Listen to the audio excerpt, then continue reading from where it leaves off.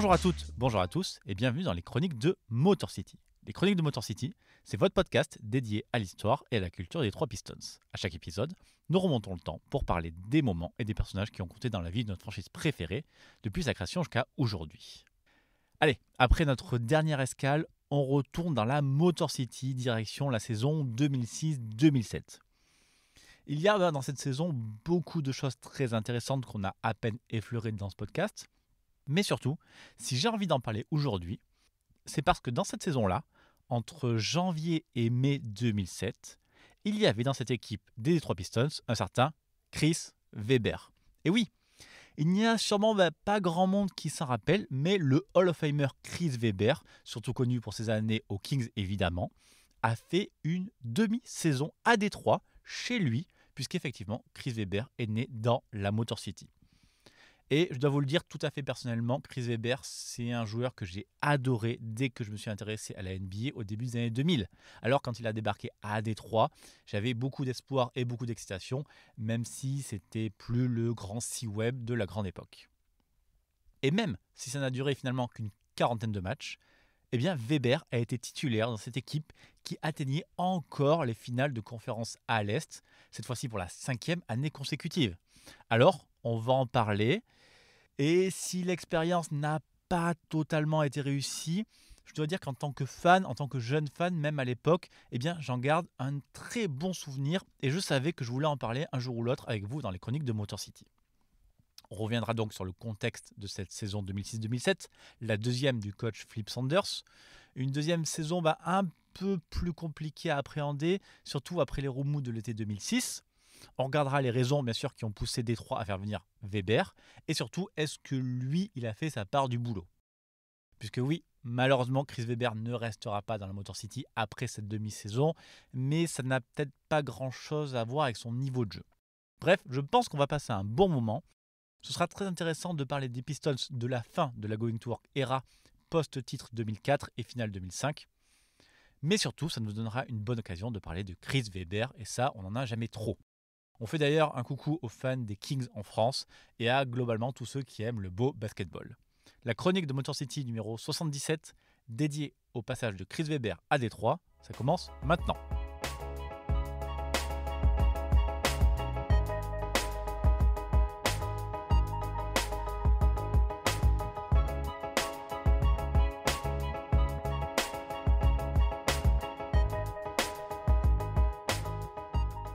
Avant de commencer notre chronique, je vous rappelle que cette saison, les chroniques de Motor City sont affiliées au NBA League Pass.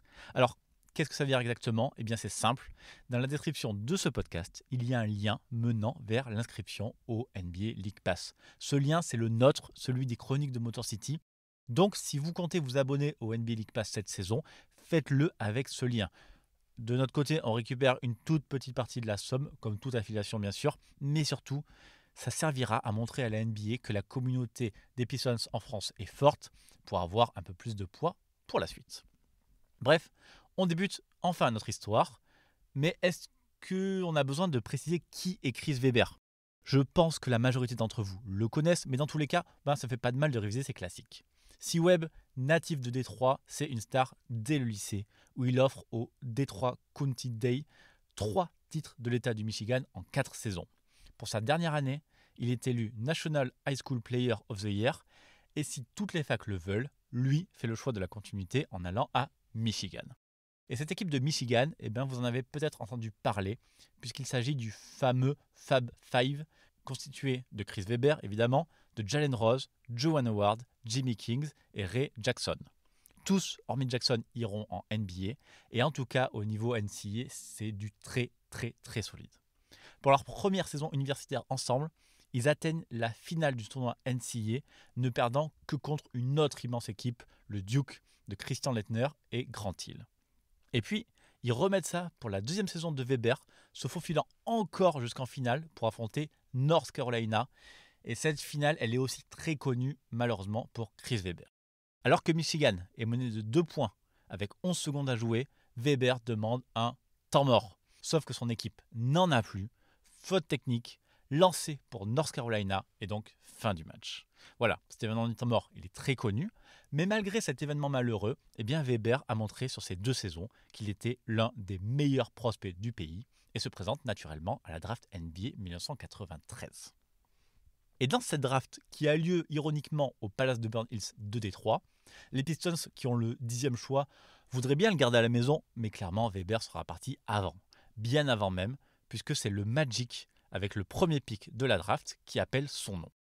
Le Magic qui avait déjà eu le premier choix l'année précédente, avec lequel ils avaient choisi Shaquille O'Neal, échange immédiatement Chris Weber aux Golden State Warriors contre Penny Hardaway et 3 futurs premiers tours de draft.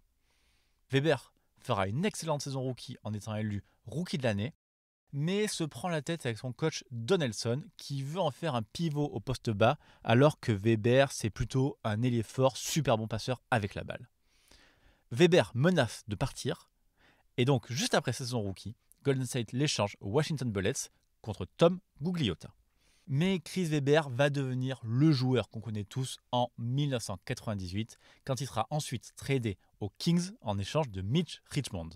Weber n'a à ce moment-là que 25 ans, il est déjà All-Star, mais les Wizards n'arrivent pas vraiment à grand-chose et surtout sont gênés par quelques problèmes hors terrain de Chris Weber, comme une suspension du permis de conduire suite à un refus de test antidrogue lors d'un contrôle routier, puis une autre accusation d'agression sexuelle lors d'une fête avec Joanne Howard.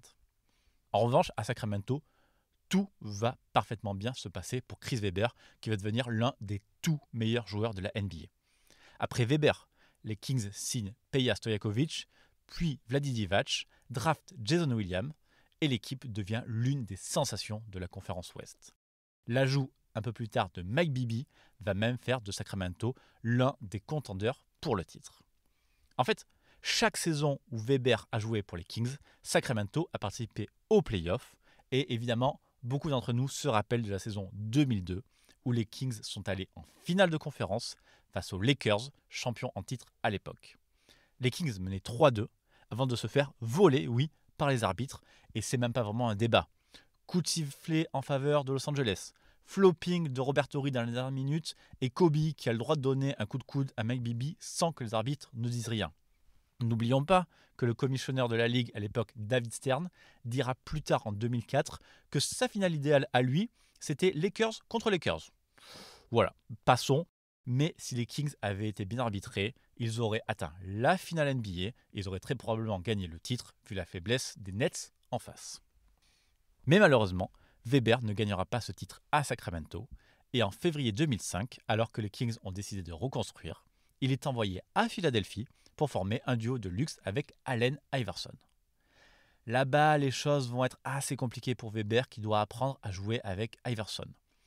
Sa deuxième année sera bien meilleure, mais pour sa troisième saison à Philly, les Sixers décident de tout casser en envoyant Allen Iverson à Denver en décembre 2006. Le gros contrat de Chris Weber devient donc problématique, surtout que si Webb ne s'entend plus vraiment avec son entraîneur Maurice Chick, donc il est finalement coupé le 11 janvier 2007. Et c'est là où l'histoire de Weber se connecte avec les Pistons. On remonte un tout petit peu en arrière. En 2005, les Pistons champions en titre échouent en finale au match 7 contre les Spurs. Immédiatement après, Larry Brown s'en va et c'est Flip Sanders qui débarque pour une saison 2006 excellente d'un point de vue comptable avec un record de victoires, mais un peu décevante en play-off avec une défaite en finale contre le Heat. Si vous voulez plus d'informations, on en a dédié tout un podcast. Sanders en fait était venu libérer un peu l'attaque de Détroit en laissant plus de créativité aux scoreurs que sont Hamilton et Billups, tout en laissant de la place à Rachid Wallace pour s'exprimer. Et il y en a un qui n'a pas trop aimé cette situation, à savoir Ben Wallace. Big Ben, en pleine prolongation de contrat, en profite pour demander un très gros salaire que Dumars hésite à lui donner. Alors, Ben Wallace quitte les Pistons et part signer comme agent libre chez les Bulls. It ain't Jordan against the bad boys, but it is a former Piston, current Bull, going back for the first time, Big Ben Wallace. First trip to the Palace since being traded. When Big Ben was a Piston, hey, won a ring, 4-time NBA Defensive Player of the Year, helped lead the Pistons to a franchise record 64 wins last season. So you gotta wonder, what kind of love exactly would Ben get in the Palace? Pour combler le manque de Big Ben, Dumars sort de son chapeau Nazer Mohamed, qui sort d'une très bonne saison chez les Spurs et qui vient pour être titulaire au poste 5 dans la Motor City. Mohamed est un cran en dessous de Big Ben évidemment, mais coûte aussi 3 fois moins cher, donc l'opération des Pistons peut se comprendre. Sauf que malheureusement, la greffe Nazar Mohamed ne prend pas à Détroit. Il n'apporte pas grand-chose aux Pistons, ne s'intègre pas très bien dans la rotation, même si finalement, c'est pas trop une surprise. Il est globalement le même joueur qu'il était à San Antonio. Jusque Dumars avait probablement parié sur un développement qui n'est jamais arrivé. Et donc assez rapidement, les Pistons cherchent une solution. Et quand les Sixers libèrent Chris Webber, Détroit saute sur l'occasion. Et c'est comme ça que le 16 janvier, Webber rentre en quelque sorte à la maison en signant au salaire minimum avec les Pistons. Le jour de sa signature, Chris Webber assiste à un match contre Minnesota au premier rang du Palace de Burn Hills où les fans lui font une standing ovation. Chris Webber décide de porter le numéro 84 puisque son 4 fétiche est retiré en hommage à Joe Dumars. Visiblement, Dumars était plutôt OK pour lui laisser, mais Chris Webber dit à la presse lors de sa signature qu'il ne peut pas porter le numéro d'une légende. Voilà, on apprécie toujours. Alors pourquoi le 84 ?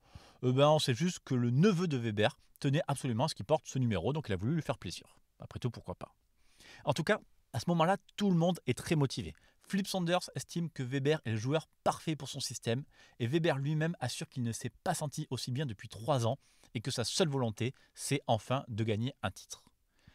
Effectivement, les Pistons sont une équipe favorite, avec un bilan très correct, mais à qui il manque un petit quelque chose. En fait, il leur manquerait un excellent joueur contesté ailleurs, mais qui débarquerait en cours de saison et qui s'intégrerait parfaitement dans ce groupe.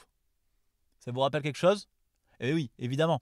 À Détroit, on fait immédiatement le parallèle avec Rasheed Wallace, et tout d'un coup, tout le monde se remotive pour le titre. Enfin, tout le monde, sauf Nazir Mohamed. Avant même le premier match de Chris Webber, Mohamed explique à la presse qu'il est venu pour être titulaire et que si la situation change, lui demande son transfert. Alors assez rapidement, on entend parler d'un trade avec les Wolves pour leur envoyer Mohamed en échange de l'arrière Marko Jaric. L'idée, ça serait d'avoir Webber poste 5 avec le Sheed à côté de lui, plus McDyess, Dale Davis et Jason Maciel en rotation. Alors, pour des histoires de contrat, l'échange ne va finalement pas se faire, mais effectivement, la hiérarchie est rapidement éclaircie. Après un premier match en sortie de banc contre Utah un peu banal avec 2 points à 1 sur 5 au tir, Webber est immédiatement titulaire dès son deuxième match contre les Wolves et joue 38 minutes pour une place qu'il ne quittera plus jamais. Assez rapidement, on se rend compte que oui, Chris Webber fait beaucoup de bien à cette équipe. Certes, il n'est plus du tout le joueur qu'il était à Sacramento, les blessures l'ont beaucoup trop ralenti, mais Webber booste vraiment toute l'équipe. On le sait maintenant, les Pistons de cette époque, Rasheed Wallace, Rip Hamilton, Chauncey Billups, c'était aussi une équipe de gros égos et peut-être que malgré tout, ils respectaient un peu plus Chris Webber que Nazir Mohamed.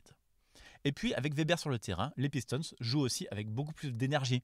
Les déplacements en attaque sont plus tranchants, sans doute aussi parce que le jeu de passe de Webber est quand même resté celui de l'époque des Kings et que sa vision du jeu fait encore des merveilles.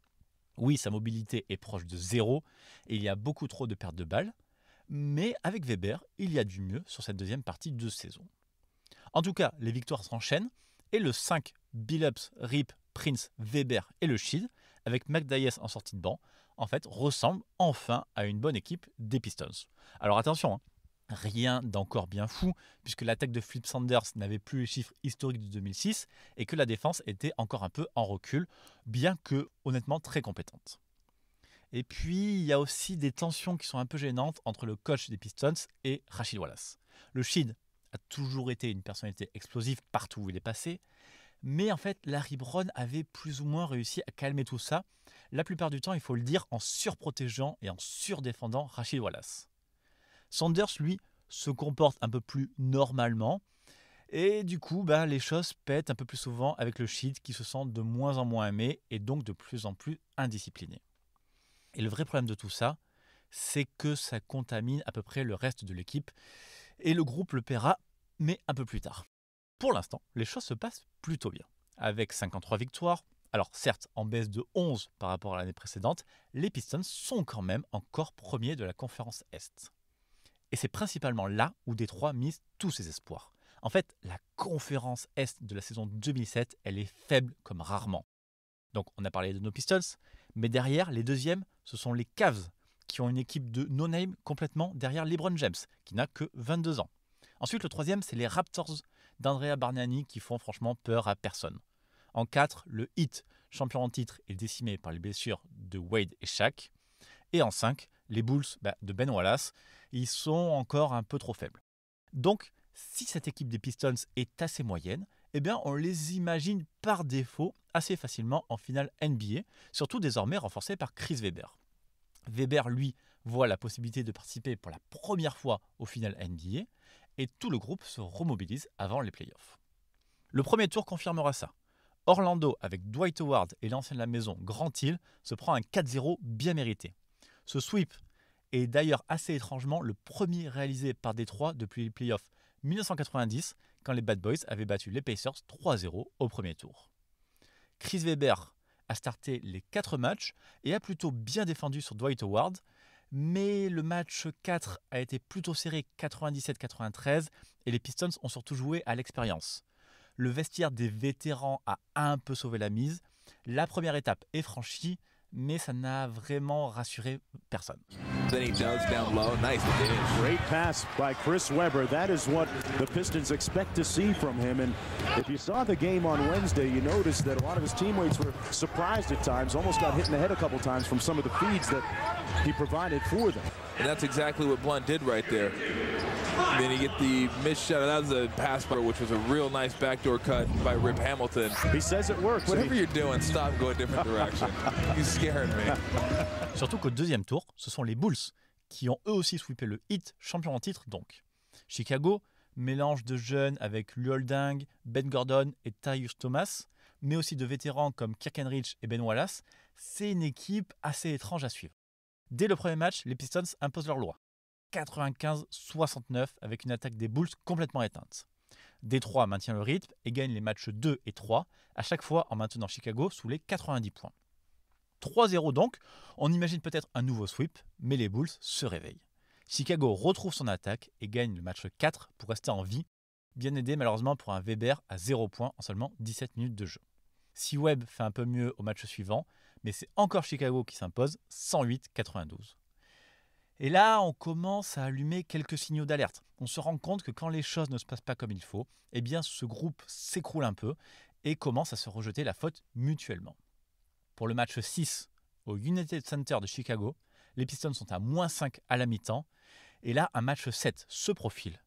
Mais heureusement, encore une fois, à l'expérience, Détroit va s'arracher, retrouver sa défense et finir par se qualifier grâce à une très grosse deuxième mi-temps. Les Pistons se qualifient donc pour leur 5e finale de conférence consécutive, sans vraiment avoir assuré, mais toujours avec ce même espoir en tête. La conférence Est est tellement faible que tout est possible. Et en face, ce sont les Cavaliers de LeBron James qui arrivent à ce stade pour la première fois de sa carrière. Autour de lui, c'est extrêmement limité. Larry Hughes, Drew Gooden, Ilgauskas et Pavlovic sont titulaires et c'est Gibson et Varejao qui sortent du banc. Donc normalement, au vu de l'expérience et du niveau global, ça doit passer pour Détroit. Les 2 premiers matchs sont extrêmement disputés avec 2 victoires, 79-76 sur les 2 matchs pour les Pistons à domicile. LeBron James est globalement bien défendu et son impact est plutôt neutre, voire même parfois négatif avec le reste du 5. Mais à Cleveland, les choses vont changer. Au match 3, LeBron score 32 points à 12 sur 21 et tout d'un coup, les choses deviennent un peu plus simples pour les Cavs qui s'imposent 88-82. La défense des Pistons est meilleure au match 4, mais les Cavs le prennent au finish 87-91 alors que Détroit était devant au tout début du dernier quart-temps. Je ne l'ai pas précisé, mais notre Chris Webber est en souffrance sur cette série. Il joue à peine 24 minutes par match, et si son scoring est efficace, il n'y a pas grand-chose d'autre. Arrive donc le match 5, forcément la bascule quand une série est à 2-2, et là on entre sur un match de légende.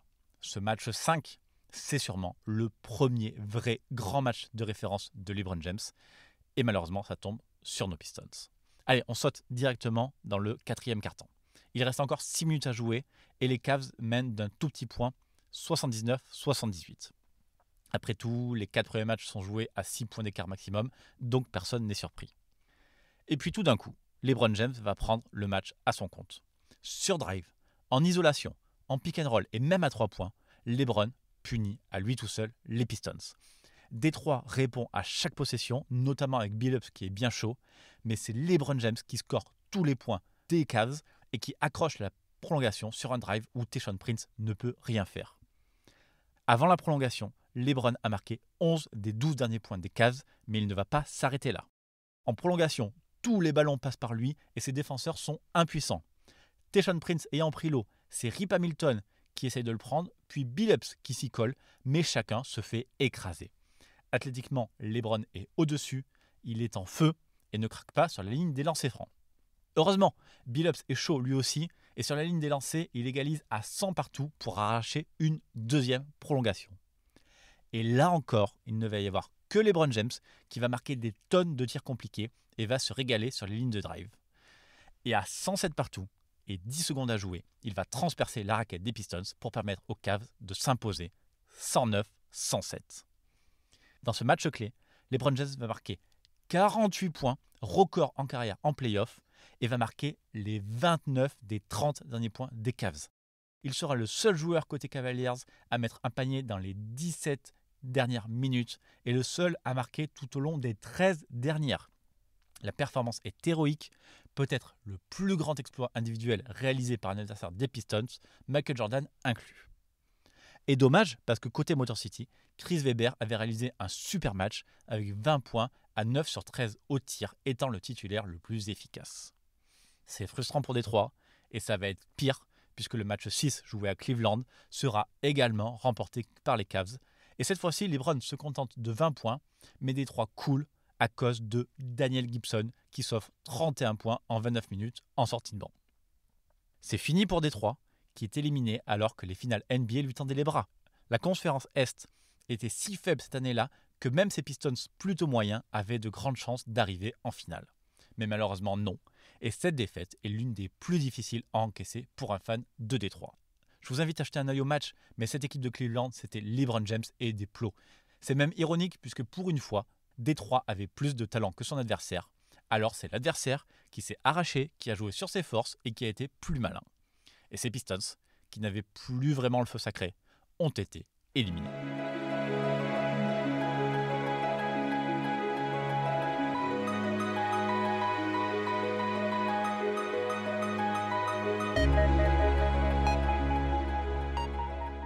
Chris Webber ne verra donc pas les finales NBA pour la première fois de sa carrière, une carrière qui va assez brutalement s'interrompre d'ailleurs. Durant l'intersaison, Joe Dumars ne renouvelle pas le contrat de Webber, qui devient donc free agent. Mais malheureusement, il n'y a pas de franchise intéressée. Les seules propositions que Webb reçoit viennent d'Europe et ce ne sont pas vraiment des projets compétitifs. Le début de saison arrive et Webber est toujours sans contrat, une situation qui durera jusqu'en janvier 2008. À ce moment-là, Andrew Bynum se blesse côté Lakers et Los Angeles propose un contrat de 10 jours à l'ancienne légende des Kings. Webber n'accepte pas, mais ce sont les Pistons qui se réveillent et lui proposent de revenir pour finir la saison, mais Détroit doit couper un joueur pour accueillir de nouveau Webber et le deal ne se fait pas. Et finalement, le 29 janvier 2008, ce sont les Golden State Warriors qui signent Webber pour le reste de la saison au salaire minimum. Webber retourne dans la franchise de ses débuts, mais l'aventure sera de courte durée, puisqu'après 9 matchs, et alors qu'il tourne à 3,9 points en 14 minutes, Chris Webber jette l'éponge le 25 mars 2008, son genou étant devenu trop douloureux pour le haut niveau. Alors finalement, on peut dire que la dernière vraie saison de Chris Webber en NBA, c'était avec les Pistons, et rien que pour ça, ça méritait qu'on en parle en podcast. Bien sûr, Chris Webber n'a joué que 43 de ses 831 matchs NBA pour les Pistons, et globalement, personne ne se souvient vraiment de ces moments-là, à part nous les fans des Pistons, mais mine de rien, il était titulaire dans cette équipe qui avait le meilleur bilan de la conférence Est en 2007 et qui a atteint quand même la finale de conférence. Webber lui-même déclara plus tard qu'à Détroit, il a rencontré le meilleur vestiaire de sa carrière, citant Sheed, Chauncey, Rip, Tayshaun Prince, Dale Davis, McDyess comme ses frères d'armes. Pour lui, c'était la meilleure équipe possible parce qu'ils étaient tous vieux en fait et parce qu'ils n'avaient pas le temps pour les petites embrouilles. Bon, nous on sait que la suite ça a été un peu différent, mais c'est toujours appréciable d'entendre ça de la part d'une légende. Bref, moi je crois que je vous ai raconté tout ce que j'avais à vous dire. C'était encore une longue pause entre deux épisodes, j'espère que l'attente a valu le coup et que cette chronique vous a plu. Promis, j'essaye de retrouver un rythme plus régulier en 2024, ça sera ça ma bonne résolution. Et puisque ça fait longtemps, je rappelle les bases. Toutes les chroniques de Motor City sont à retrouver sur les applis de podcast, Apple Podcast, Spotify, Google Podcast, Deezer, Amazon Music, globalement toutes les applis qui gèrent les flux RSS. Si vous voulez soutenir le podcast, vous pouvez le faire en mettant 5 étoiles sur Apple Podcast et Spotify, ça donne toujours de la force. Sachez aussi que cet épisode est dispo en même temps sur YouTube, donc vous pouvez vous abonner à la chaîne si vous appréciez la plateforme. J'ai parlé tout à l'heure de l'affiliation entre les chroniques et le NBA League Pass. Vous avez toutes les infos dans la description de ce podcast. Moi, je vous remercie une nouvelle fois pour tout le soutien. Et en attendant le prochain épisode, je vous invite à me retrouver sur Twitter, même si j'y suis plus trop, mais aussi sur Thread, le nouveau réseau @MotorCityPod. Merci encore pour votre écoute et à très bientôt pour une prochaine chronique. Bye.